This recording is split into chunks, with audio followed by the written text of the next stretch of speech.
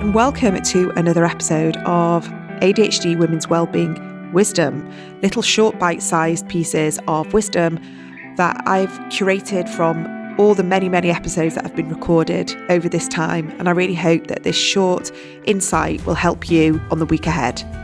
And today I am welcoming back a fantastic conversation with someone who I love. I genuinely think she's amazing. She's got such great energy, and it's Tamara Rosier.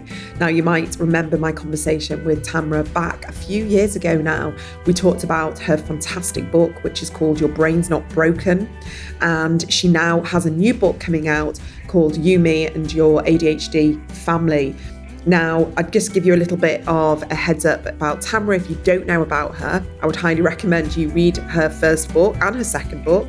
She has been a college administrator, a professor, a leadership consultant, a high school teacher, a national public speaker, and now an ADHD coach. She's also a mum of 3 daughters, and she has, I guess, developed through all these different adventures a really valuable insight into ADHD and how it affects our lives, but also how it affects this interaction between ourselves and our families, our dynamics.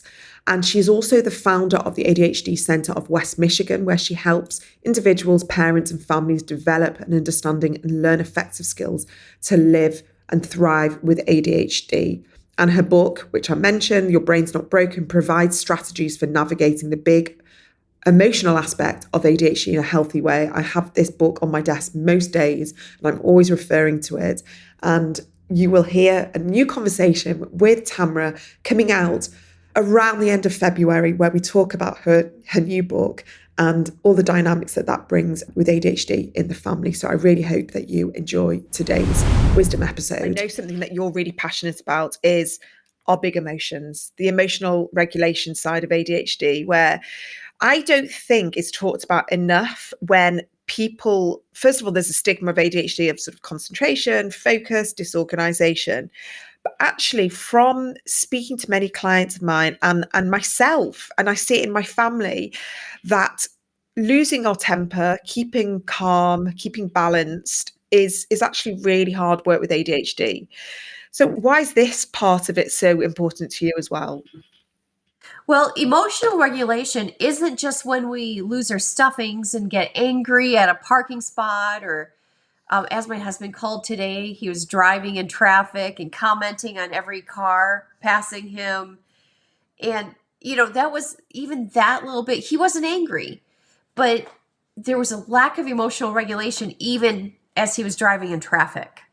By the way, I need to stop talking about my poor husband because I have ADHD too. I just like to pick on him because it's easier. Because of course, emotional regulation is something we're constantly struggling with, and it's everywhere in every little nuance. So it's not just about getting angry. It's about feeling too big of emotions all the time, and we don't know what to do with them. Yeah, absolutely. I think that's so well described, because I think what you just said then is that we only see the temper, the anger, the big emotions. But sometimes, like you say, it's hard to maybe articulate what's going on. It's hard for us to recognize when we are about to lose control. That's the thing. I mean, these big emotions, again, I'm not saying we can't get rid of them. I think it's part of how we're made. My emotions get tamped down a little bit when I'm medicated, but they're still there. And it's just this big pool of big emotions that I can trip and fall into my pool at any time. And frankly, sometimes I'm really embarrassed by my big emotions.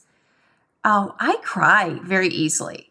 And if anyone knows me, they know that I'd rather not be that vulnerable all the time. But if I'm at a baptism, a wedding, happy things, I'll cry. If a friend tells me that they're having a baby, and I'll cry over that. I literally can feel this swell of joyful emotions. That's just as embarrassing to me sometimes as my anger and frustration. Really? So I see that as beautiful and empathic. And sometimes I mean, that is a very touching thing to do. And I agree with you. I'm very similar. I will cry very easily, but actually more with happy stuff and watching TV, and I'll cry. But when it comes to something really catastrophic, it's almost like it goes the other way, like what you mentioned. It's just, I'm almost kind of like numbed. I don't even know what to do. Well, because my brain goes, whoa, too big, shut down. Yeah.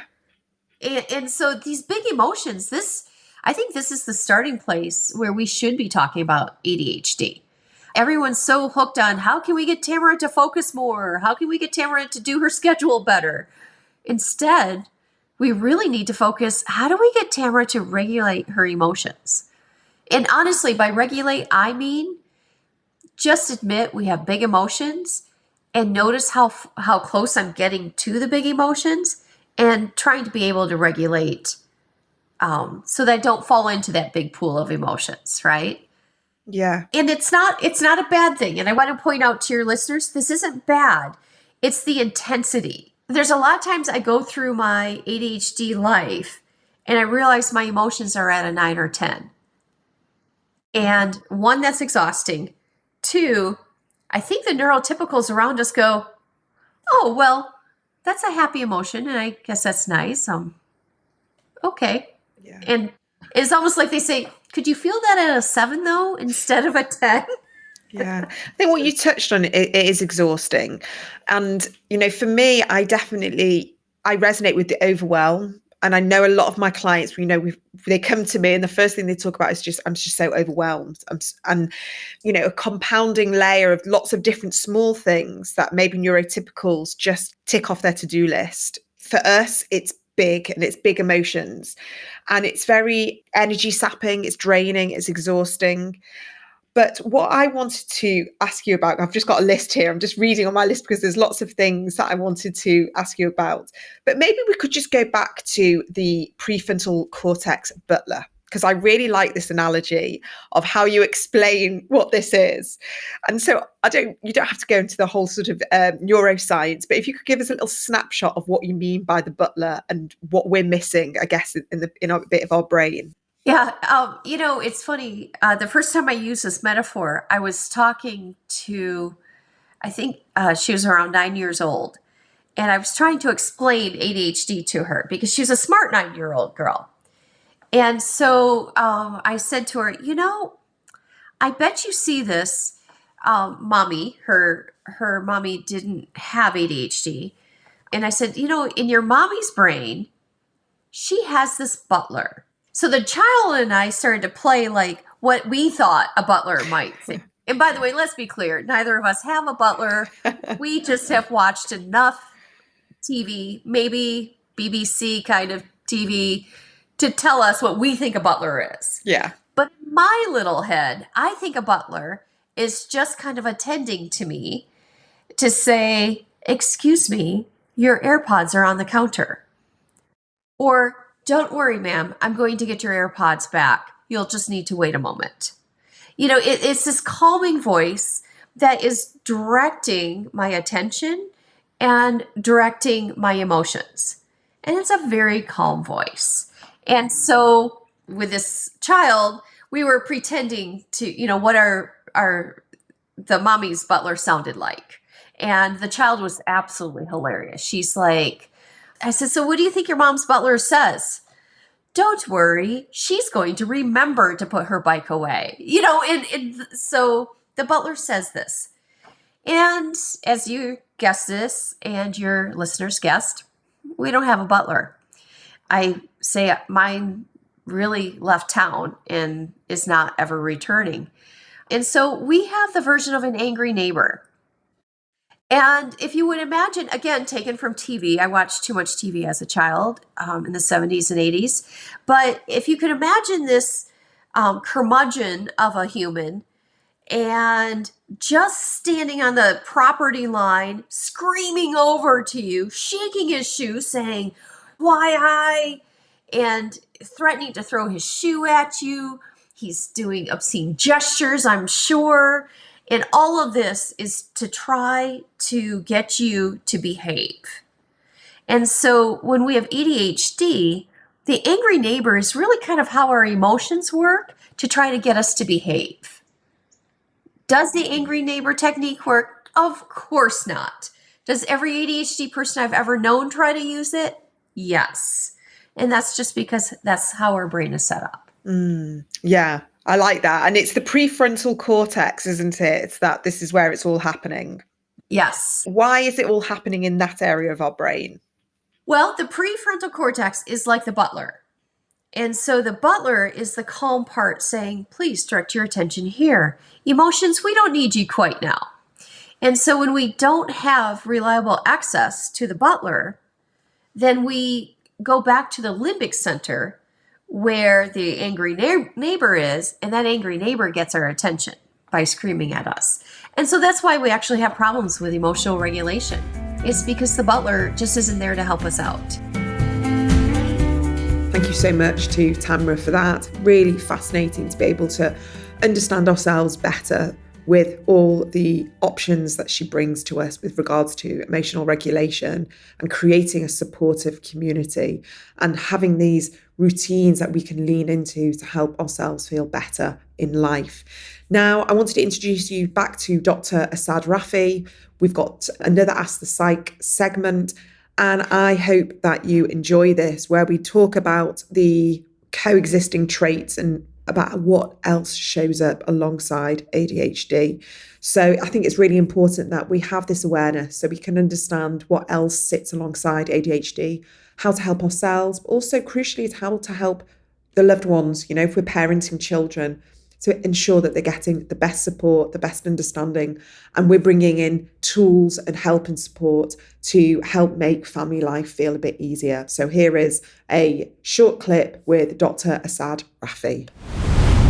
Where are we looking now if someone is first year medical student, or they're considering psychiatry? Are things being updated? As far as I'm concerned, no, they're not. I have been immersed in the world of mental health and psychiatry, practicing as a clinician for 24 years. I don't see a change. There might have been a slight shift. The problem's only getting worse.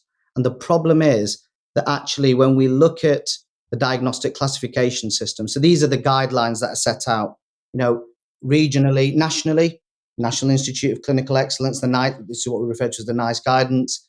There'll be European guidelines, there'll be global guidelines, but ultimately there's a reference that we will utilize. We call it the DSM-5, there's the ICD-11, and we'll use those classification systems to be able to say, do you fit the criteria here? Okay? Do you fit the bill? Do you have these particular symptoms? Now, believe it or not, there are questions in some of those assessment tools that refer to outdated notions like, can you remember people's telephone numbers? Now, come on, we're in 2024. If that was 1984, I'd understand. I just about remember my own telephone number, and I remember my wife's telephone number as well, but no one else's. Okay, we've got to move with the times. These diagnostic classification systems don't even include mood and emotions, which I've just said is the most debilitating element, right? It's not talking about coping strategies or, on the other end of that spectrum, the liability towards addictive behavior, okay? And what hope have we got where we're living in a world where addiction services work separately to the neurodevelopmental services, even within, that umbrella of, neurodivergence, neurodevelopmental conditions. You've got an autism service over there. You've got an ADHD service over there. You've got everyone else working separately. Okay. If I want to understand whether someone's got ADHD, I'm not just going to look at it from the lens of ADHD because that will bias me and I will find it.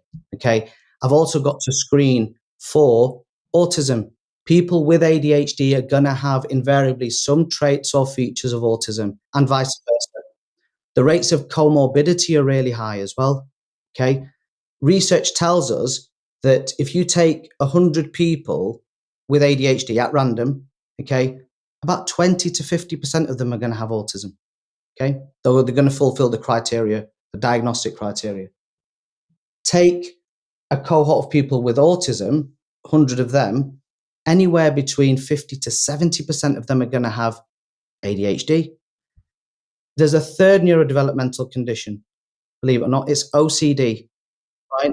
Now let's draw that Venn diagram of ADHD, autism, OCD. Your perceived or your symptoms, you're going to find an explanation that's going to be explained by one of those three conditions. Okay. And sometimes it's really hard to figure out, is it OCD? Is it actually ADHD? Is it autism? And I'll give you an example. If we think about, let's say, interests, okay, and the ability to focus on things. If someone was looking at an individual from the lens of autism, they'll say, Kate really has a significant interest in a particular topic. She's constantly hyperfixated on it. And, it takes over absolutely everything else that she's doing. That must be autism. Fair comment? Yeah. Now, on the flip side, I might look at that from an autistic lens an ADHD lens and say, well, hang on a minute, let's understand it because it looks exactly the same. Is it the word hyperfocus, right? What's the difference? Well, the difference is if it's hyperfocus, the likelihood is that interest, once the novelty wears off, okay, once the interest is no longer there, it's got boring, it's got harder, it's got difficult, or usually you've got something more interesting to look at, that interest will change. It's not going to be persistent. In autism, that hyperfixation's more persistent. Okay. That's how you separate the two. That's the explanation I would give to someone. And there are so many other examples that you could give of the overlap between conditions, because I'm aware that this was another one of the questions that was posed to us. However, what you then can have, just to complicate matters further, because that's what we doctors love to do, is hyperfixation and hyperfocus can be present in the same person. So examine it, look at it. So I'll give you an example. Young boy that I saw a few weeks ago, actually wasn't that young, he was 14, 15 years old. And what we'd understood was his hyperfixation, because he had both autism and ADHD, his hyperfixation was WWE, so the wrestling. And it had been from a very early age. It had not changed. So that would certainly indicate to me a hyperfixation on all elements of wrestling and, transfixed by the characters, the people, everything about it. That was true hyperfixation. His hyperfocus came from the constant need to want to buy the wrestling figures. Mm-hmm. Yep. And once he'd bought it, the novelty's worn off, he's wanting to buy another and another and another. So you can see that this was a hyperfocus and a hyperfixation within the same area of interest. Yeah. Right? So you've got to really start to question people and understand, do not take verbatim what they're telling you. You've got to try and understand it better and help them with examples like that. Say, which one describes you better? Let's think about the purpose, structure, and discipline actually serves, because automatically we think routine, structure means autism. No, those of us who have ADHD over time develop what we call adaptive strategies.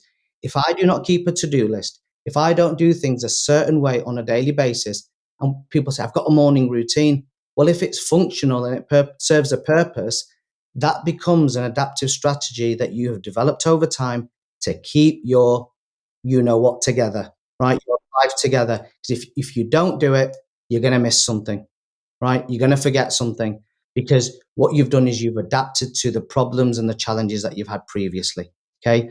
So you can see here where it's very easy to mistake one condition for another. Can I just ask with that is, when we describe these hyperfixations or hyperfocuses, like if you've got a really interesting hobby that has fulfilled you, that's interested you, that's excited you, it's made you curious, all these things, that's not a bad thing. That's what makes us all as humans interesting and makes us, but is it to the point where then we become obsessed? There's OCD.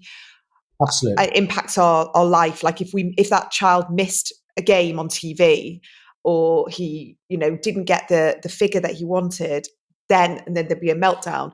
So it's just understanding, because I know a lot of people with ADHD who are hobbyists, and that is what that creativity, that interest is, that's their fulfillment.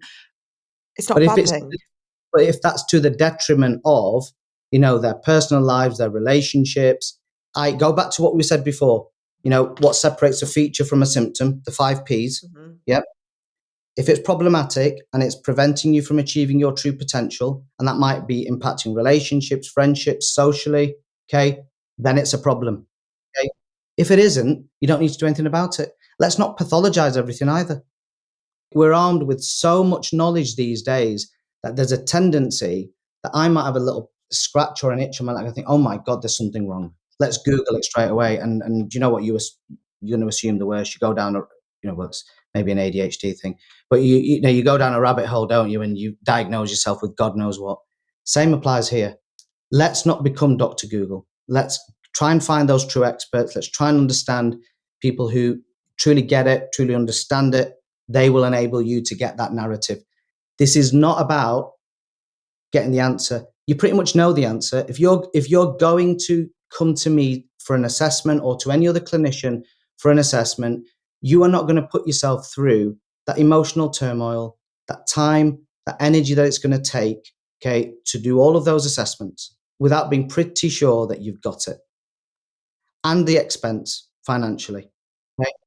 So getting the answer is, yes, it's validating, it's helpful in every respect, but it's showing them the working out. How have you got to that point? So I hope you enjoyed listening to this shorter episode of the ADHD Women's Wellbeing podcast. I've called it the ADHD Women's Wellbeing Wisdom because I believe there's so much wisdom in the guests that I have on and their insights. So sometimes we just need that little bit of a reminder, and I hope that has helped you today, and look forward to seeing you back on the brand new episode on Thursday. Have a good rest of your week.